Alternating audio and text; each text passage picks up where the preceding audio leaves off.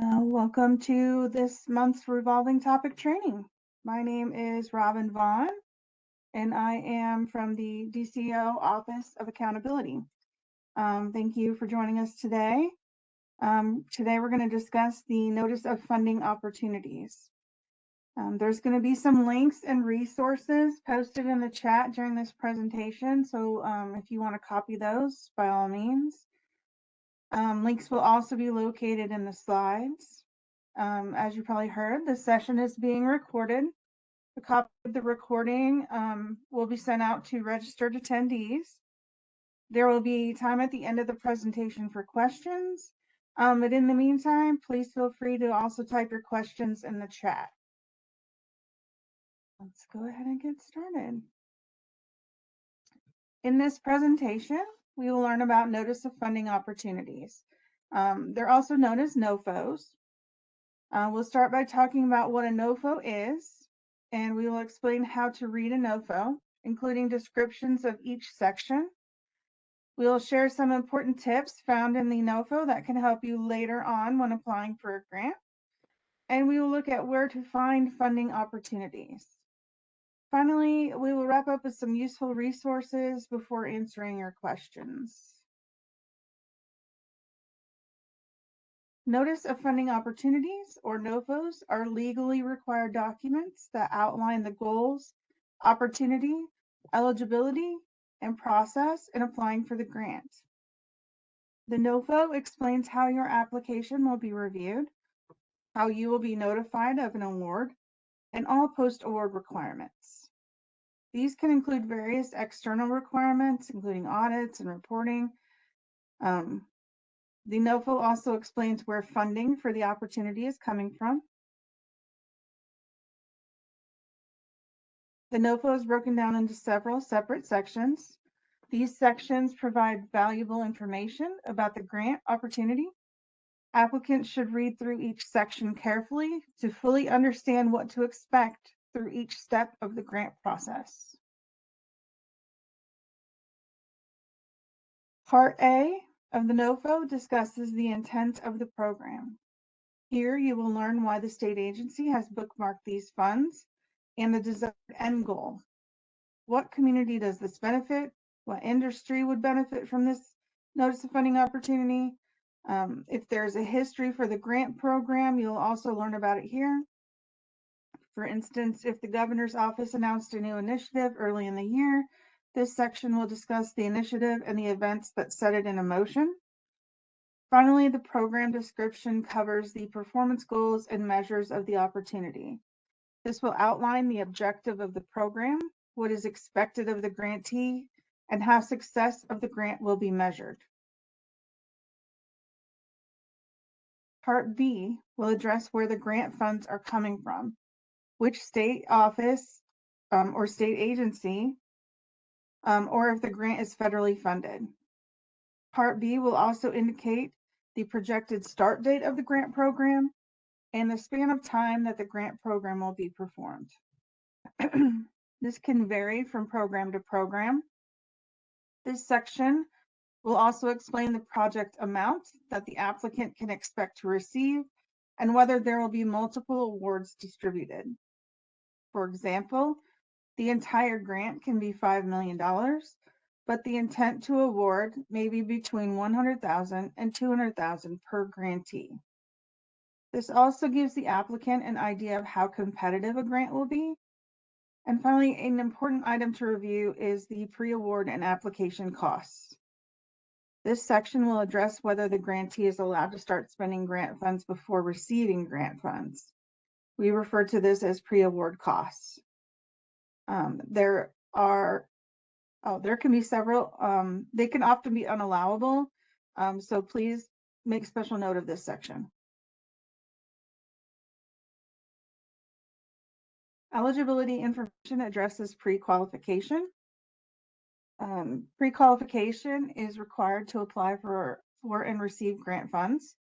We'll briefly review pre-qualification and its requirements in this section. This section also outlines the types of organizations that are eligible to receive the award. Eligible entities can vary. Some examples of entity types include nonprofits, counties, municipalities, or other government entities, for-profit entities, local organizations, schools, etc. It is extremely important to review this section thoroughly. Understanding your eligibility requirements in Section C can save the entity a lot of time when searching for a funding opportunity. As I mentioned, we're going to talk a little bit about pre-qualification. The state of Illinois has defined a set of requirements for all organizations seeking to receive grant funding. Entities who wish to do business with the state of Illinois must meet these requirements to be deemed qualified and in good standing. Pre-qualification demonstrates that an organization has met all legal requirements, obtained all of the necessary registrations, and has a proven track record of compliance. Pre-qualification status must be maintained for the entire lifespan of the grant program, or if your organization wishes to continue to apply for and receive grant funds. We have a video tutorial on pre-qualification. It's available in our video training and resources library. A link for that is provided in the chat. The first item in pre-qualification list is SAM.gov. SAM.gov is the System for Award Management, an official website of the U.S. government. Your grantees must register to do business with the U.S. government. Registration is required to apply for federal grant awards. Through SAM.gov, grantees will receive a unique entity identifier, also known as a UEI. Your UEI is a 12-character alphanumeric identifier used in SAM.gov and other federal government systems as a way to identify a unique entity. Registration with SAM.gov must be renewed annually. In SAM.gov, entities are given the choice to have their accounts set to public or private. Illinois Administrative Code requires grantees set their accounts to public. A public registration means that when you register, your registration is renewed annually. The updated registration expiration date will automatically update in the GATA grantee portal, making it easier for you to stay in pre-qualified status under this category.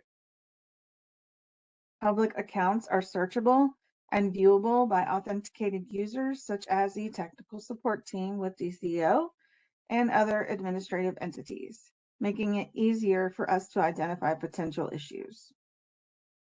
SAM.gov is a two-step process. The first step is to sign up. The second step is to register. It's important to know and understand the different steps. Grantees are required to have a federal employer identification number known as a FEIN. This number is used to identify business entities. The IRS provides FEINs free of charge. FEIN applications can be submitted online, by fax, or by U.S. mail. Timeframes for receiving your FEIN depend on the application method used. Online will be the quickest, while U.S. mail might take a little bit longer. Verification of the organization's FEIN will be confirmed automatically in GATA.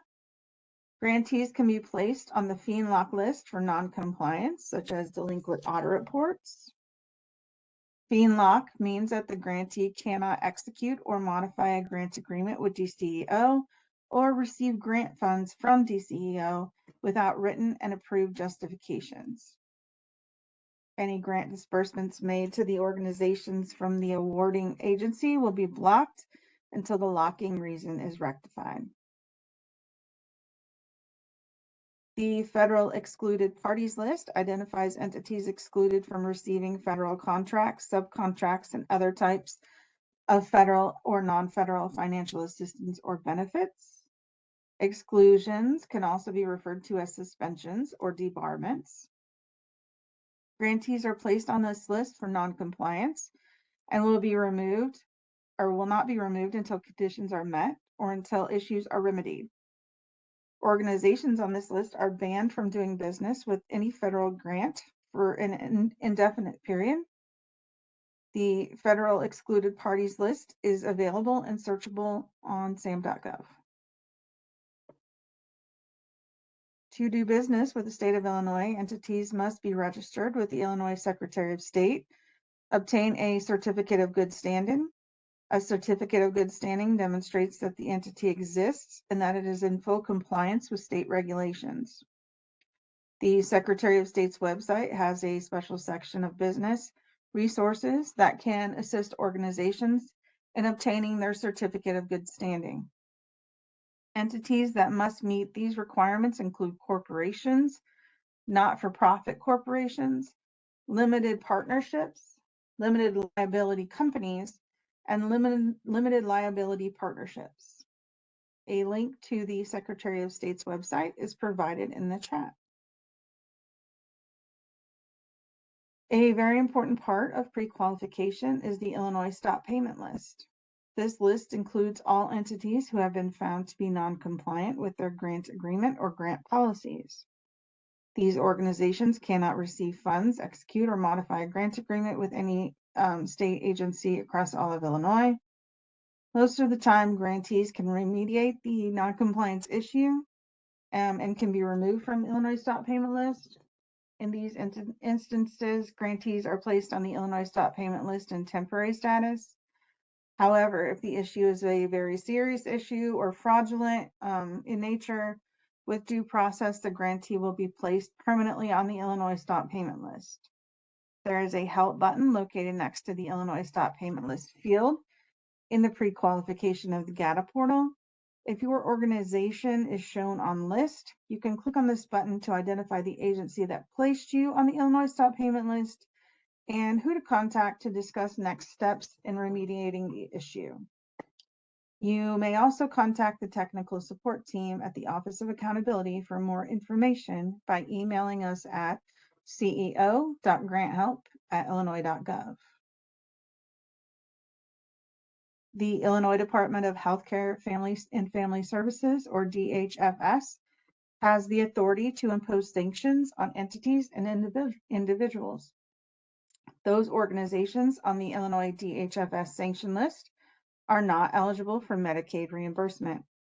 The sanction is the result of administrative action taken against the organization in question when found to be in violation of administrative rule, civil law, or criminal offense. Types of sanctions include suspension, termination, barment, or exclusion. Okay, now we covered pre-qualification a little bit. Let's get into Part D of the NOFO. Part D covers application and submission information, and it identifies the point of contact for the grant program. You will contact this person with your specific questions about the grant program. Content and form of application submission outlines what additional required documents are to be submitted with a grant application. This section identifies the date and time of the application submission deadline, in addition to where the materials are to be submitted. If an intergovernmental review is applicable, it will be addressed in this section. Finally, this piece will cover if there are restrictions on how funds are to be spent, and if there are any other submission requirements. They will be covered here as well. A common misstep in the grant application process is the failure to submit the required documents or by submitting these documents unsigned.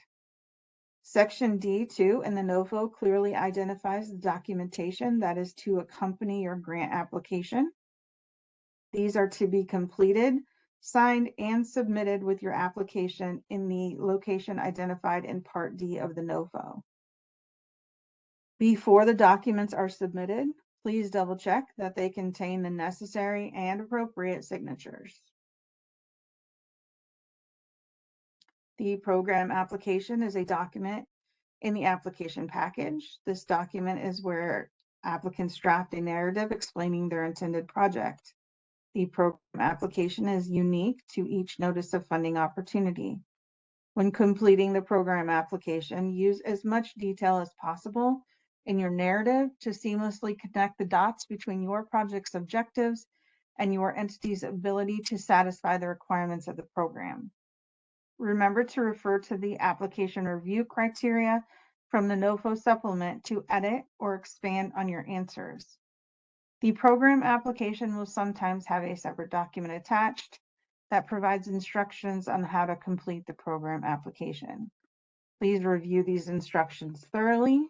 The program application is sometimes called the project narrative or attachment A. Aside from the program application, there may be other program-specific supporting documentation attached to the NOFO supplement for the applicant to complete. Examples of some program-specific documents you may see attached to NOFOs include demographic disclosures, supportive schedules, entity certifications, and authorized designee certifications. While the program NOFO may require documents specific to the program's goals, there are standard documents that apply to every grant application. These documents include the Uniform Grant Application, Uniform Budget Template, Mandatory Disclosure, and Conflict of Interest Disclosure. We're going to touch on those briefly in the upcoming slides. The Uniform Application is a mandatory document. Its purpose is to collect entity identifying information and the applicant's proposed terms for the grant. The first page of the Uniform Application will be completed by the program staff and is generally locked to edits. The remaining document will be completed by the applicant. Identifying information includes the entity's UEI and FEIN. The primary address of the entity is also required. The Uniform Application asks for applicant's primary contact information. The applicant contact information is split into two separate sections. One section is the primary contact for administrative or business staff. The other section contains the primary contact information for program or project staff. Other necessary information to be included in the Uniform Application is areas impacted by the project, the proposed term or timeline for the project, and the requesting funding level for the project. The Uniform Application must be signed and certified by the entity's authorized representative. The Uniform Budget Template is a Microsoft Excel workbook to be completed by the applicant based on the project's proposed financial needs. The budget template needs to align with the funding requested, the funding request stated in your program application and uniform grant application. When completing the required budget template, grantees have the chance to demonstrate responsible spending and planning. The budget template is the backbone of the proposal. It's important to take your time when completing the budget and reach out to the program contact identified in the NOFO to address any questions or confusion. To ensure accuracy, grantees may also find it helpful to obtain quotes for goods and services while completing the budget.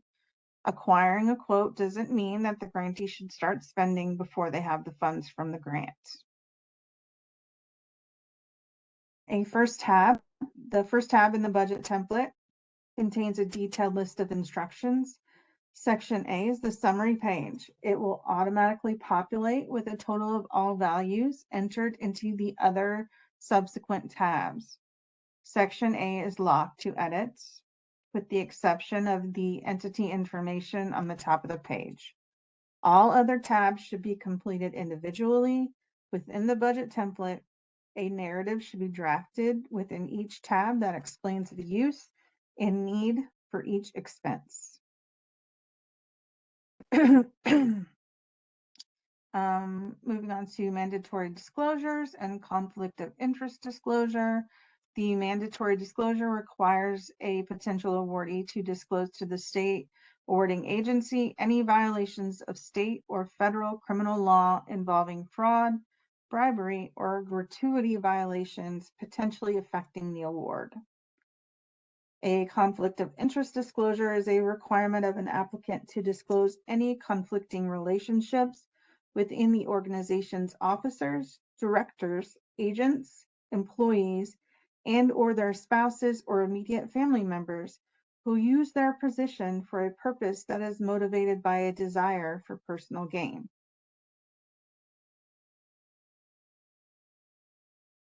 As I mentioned previously, application packages may require additional documents depending on the program. That is why it is imperative to closely review the sections of the NOFO that address what documents are to be included and how to find them.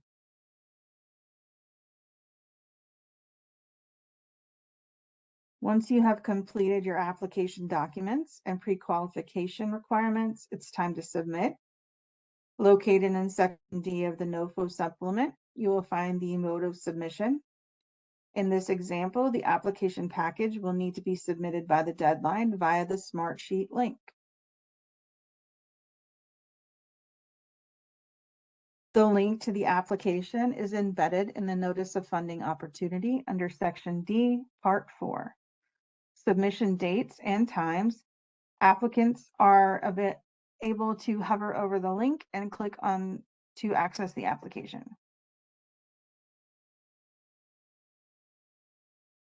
Applicants will then be taken to the Smartsheet form for the grant program. They will be prompted to check a box confirming they understand they are to be pre-qualified by the application deadline. You'll see there is also an option to review resources to learn more about pre-qualification. From there, applicants will enter their individual information. This means your first name, last name, phone number, email address, etc. The next section is to capture the applicant's original information. Under applicant legal name, they will enter their organization's legal name, followed by their EIN number or employer identification number, their TIN or tax identification number, their UEI or their unique entity identifier, and the organization's address, including city, county, and zip code. Finally, applicants enter demographic information. A drop-down menu is available that applicants can choose from. The star next to each item, including those from the previous slides, indicates that these fields are required. Applicants will be unable to submit if the fields are left blank. Applicants may elect to choose to prefer not to answer or NA for each question. Now it's time to upload your completed application materials. You will need to click on the checkboxes to ensure all documents have been uploaded. This also serves as your final check to ensure you've included all your documents. Files can be dragged and dropped into the box shown here, or you can click Browse Files to select from your computer. You can upload up to 10 files. Applicants can check the box shown here if they wish to receive a copy of the information they entered in the form. An automated email will be sent to your email box that you can save for your records. And finally, don't forget to hit the submit button. Okay, we're going to move back to part E of the NOFO. This talks about application review, and it will demonstrate how the application materials are reviewed and scored. This section addresses exactly how your grant application will be graded. You're encouraged to use this criteria identified in this section to build your application. Successful applicants use the information provided in this section to associate their entity's abilities with each of the outlined items. In this section, you will find when you can expect the announcement of the state award. But please note that review time for grant applications can take months, and there is absolutely no guaranteed date of award announcement.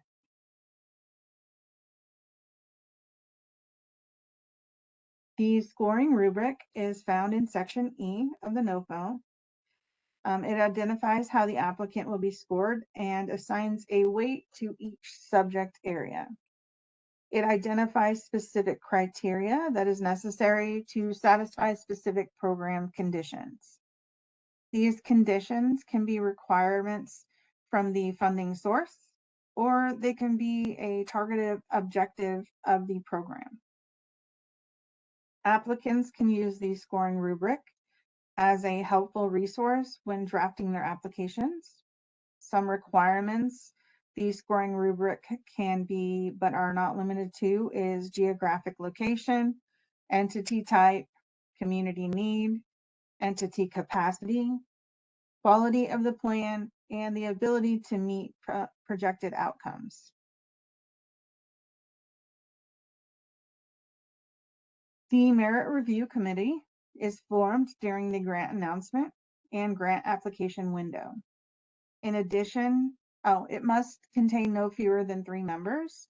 And in addition to the strength of the application, reviewers assess whether applicants are registered in GATA, whether they are pre-qualified by the time of the grant application window closing. They also verify if documents have been signed, included in the package and submitted before the stated deadline. The merit review process must be based entirely on the criteria outlined in the NOFO. This information is included in the NOFO to ensure transparency and to give applicants a full picture of how their application will be assessed. Applicants who receive the highest score are those who have successfully demonstrated a full understanding of the grant program and what is required of them as a grantee. They will have produced a strong program narrative that paints a clear picture of their plan for the program, demonstrating their capacity to successfully implement and monitor the program, and those who have provided a detailed budget proposal. It is important to note that the merit review process can take months to complete, as I mentioned. Some grant programs will collect only a dozen applications, but others can have hundreds. Because of this, a review entails not only assessing the narrative, but also reviewing the eligibility of each individual applicant. And because of that, the process can take time. Section F of the NOFO is when the merit review process is complete. Those awarded will be notified with a notice of state award. If there are any administrative or national policy requirements, they will be covered here. Finally, once a grant is awarded, the grantee will be required to complete regular periodic reporting. The grantee will also be subject to monitoring and will be required to complete an annual audit report for every year in which they have expenditures and an active award. The grant agreement will also contain information about these requirements. Applicants who have been selected for the award will be contacted via email with a notice of state award or NOSA. They are then instructed to access the GATA grantee portal to accept the NOSA. This is the first building block in the development of a formal grant agreement. A grant agreement is a contractual agreement between the grantor or funding entity and the grantee or the recipient of grant funds. This agreement outlines in detail the parameters, requirements, and expectations of both the grantee and the grantor. This document contains everything you need to know about your grant. The grant agreement is built upon the intent of the grant program and is informed by factors that emerge within the grant application review process. Evaluation of risk assessments, organizational structure, and track record help build the foundation of the grant agreement, having identified and mitigated any potential weaknesses. It's imperative that the grantees thoroughly review the grant agreement and use it as a reference when implementing a grant program. It can take months to fully draft and execute a grant agreement. Section G of the NOFO contains the contact information for the state awarding agency and other information if applicable. So let's look at how to locate some funding opportunities. Let's start off the process by learning and understanding where your entity can find grant opportunities that fit your entity's needs. Notice of funding opportunities, or NOFOs, are legally required documents that outline the goals, opportunity, eligibility, and process in applying for the grant. DCEO has a dedicated website that houses our available funding opportunities. If you cannot locate an opportunity that fits your entity's specific project goals, you can also look for the funding opportunity in the Catalog of State Financial Assistance, or CSFA. The CSFA is a listing of every state available funding opportunity, or every funding opportunity available across all state agencies. Links to both sites are in the slide and in the chat. On the DCEO Apply for Funding page, you can locate the funding opportunities specific to DCEO's mission. Here you can browse program titles, program summaries, and application deadlines. If you find something that's interesting for you, you can click on the grant agreement to access additional grants opportunity, to access additional information, including funding source, program contact, and award range. This page also contains the NOFO supplement and all documents necessary to complete the application. The second location for finding grant opportunities is the Catalog of State Financial Assistance, or CSFA. Here you can browse grant opportunities across all state of Illinois agencies, such as the Illinois Department of Transportation or Department of Natural Resources. The page is searchable, allowing you to enter terms or phrases relevant to your interest. There is also an option to subscribe to a weekly mailing list to receive updates on new grant opportunities. We recommend signing up for this list. The link to the sign up is in the slide, but it's also located in the chat. You can view an active grant opportunities or browse projects currently accepting applications. You can also view programs operated by specific agencies, and you can browse active programs that may not currently be offering funding opportunities, but may have one in the future. Click on the grant opportunity title to view additional information, such as funding amounts, program contacts, and where to download the full NOFO. Our team is happy to offer resources in multiple formats. We offer these monthly virtual trainings for potential and current grantees. On the first Wednesday of the month, we take a closer look at pre-qualification and what it entails. Whether you've attended before or it's your first time, this training session serves as a great starting off point in your grant journey. As I mentioned, on the third Wednesday of the month, our team provides a training on a rotating list of topics related to grants at DCEO. From audits to compliance, we take the time to review important facets of the grant process with aspiring grantees and are available to answer questions and provide resources. We host weekly office hours as well. These are held virtually and informal session invites.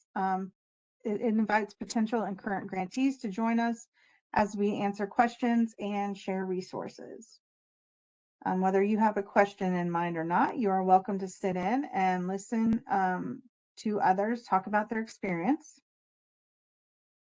We're also proud to offer grantee resource page, which it has been continuously developed over the last year or so to offer up-to-date information. Here you can review upcoming grant opportunities, you can browse our video and training resources, and you can sign up for future grant training opportunities. And finally, the Gata resource page also has an important item that, or has important resources that further explain the grant cycle process. For our assistance, please reach out to our help desk at ceo.granthelp@illinois.gov. You can also fill out the help desk inquiry form. A link to that is in the chat. I want to thank you all for joining us today. So I'll now stop sharing the screen and I'll open it up for questions. If you have any questions, please feel free to raise your hand. I'll also review the chat to see what's been going on in there.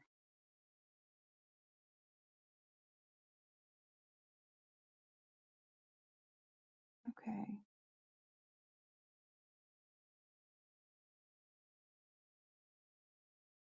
Okay, I'm not seeing any hands raised. Thank you, Miss Amber, for putting all of these helpful links in the chat. I appreciate that very much. Let's go back to the beginning and see if we have any questions.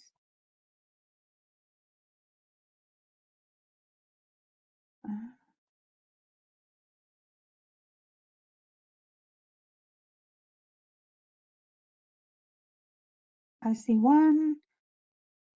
Just to be clear, any grants or NOFO, I can look on the CSFA. Yes, that's correct. The CSFA has all grant opportunities for all of Illinois state agencies, including DCO. And thank you, Amber, for answering that. Okay, I'm not seeing anything else in the chat. If nobody has any questions, feel free to sign off. Oh, we have one. Are there any other updates on youth center funding available? DCO doesn't have, or for housing. The best resource for that would be to look in the catalog of state financial assistance. As I mentioned, those grants for each state agency are available in there, and they would be the best place to find information on housing and youth services. Thank you for the question. Anybody else? Okay. Oh, here we go. Is there a way to filter for grants that allow funding to pay for staff time to administer the program that the grant application is for? Or is that not typically an item that is allowable under the state grant? It depends on the program. Some allow for administrative costs, some do not. The best way to find that information is to go back through the NOFO and look in the eligible expenses section. And in there, it'll outline what you can actually spend the funding on, what you can actually spend the funding for. But there's not a typical way to filter those. You really have to just identify the NOFO that you're interested in and read through it to determine if those program costs are actually allowable. What do we do if we write the grant program manager but don't get a response regarding program parameters? Okay, so the best option for that would be to reach out to us at the help desk, and we can help facilitate a conversation between you and the program manager. You can reach out to us at ceo.granthelp@illinois.gov. And as I mentioned, you can also submit via the help desk inquiry form, and that link should be in the chat.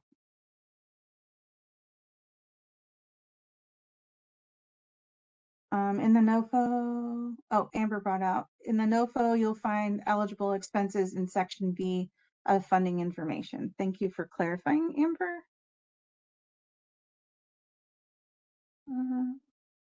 Rhonda Turner, you're looking for grants for higher education or for adults with disabilities and diverse learners. Okay, that would be something that you would look into the CSFA, the Catalog of State Financial Assistance. You can key in those words and it will bring up any grant opportunity that has those keywords located in it. Something interesting, let me see if I can share my screen with you real quick. I want to point out just briefly that there's a difference in the CSFA between, give me 1 second, I'm going to share this. There's a difference in when you're keywording adult, let's say. All of these are going to pop up and they're going to have something in the actual NOFA listed specifically for adults. You want to look at the active opportunities and not the active awards. The opportunities section is going to let you know what you can currently apply for. The active awards let you know who actually received an award. You can go in there to the NOFA itself and it'll tell you down at the bottom, you know, who's actually received this award. So that's just a brief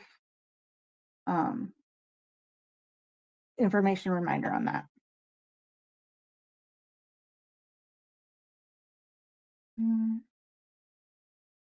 I think we've come to the end of that.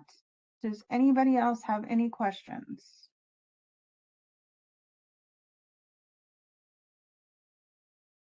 Okay, I'll hang out for a few minutes in case somebody comes up with something, but otherwise you're welcome to hop on out. It's been great having you all. Thank you very much for attending.